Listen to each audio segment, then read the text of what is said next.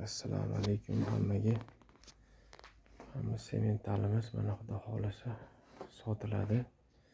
Ikkinchi qoringa tuqqan bu 24-martda, lekin bebola.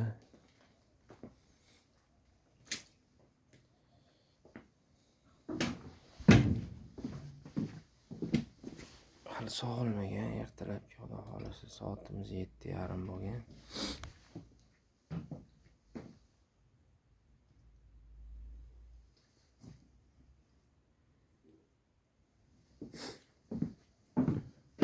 Bu galishtinimiz sotildi.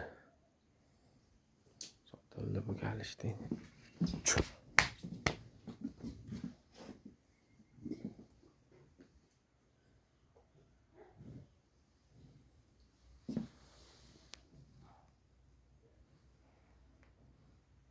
Sog'ish jarayonlarini ham ko'rsatamiz.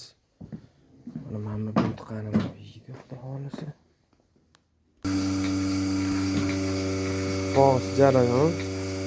Xudo xolasa sementalimiz bir mahallada 14-15 litr sut beryapti.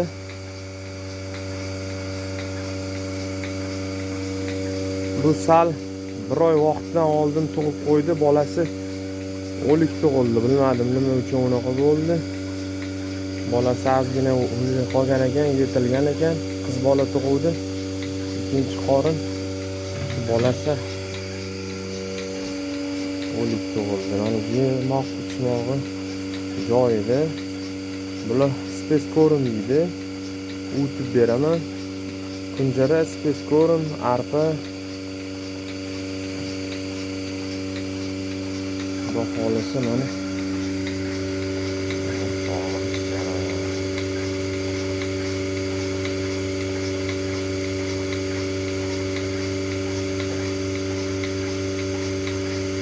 birinchi qorinda 30 litr sut bergan bu.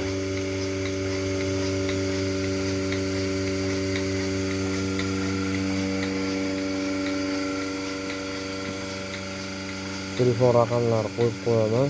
Qiziqqanlar bo'lsa murojaat qilasizlar. Xayrini qilib beraman xudo xolasa. 55 million so'rayapman. Chiroyli qilib astoydil sigir qilaman degan, sutini sog'ib mazza qilib sotaman deganlarga chiroyli qilib narxlarini kelishtirib beraman.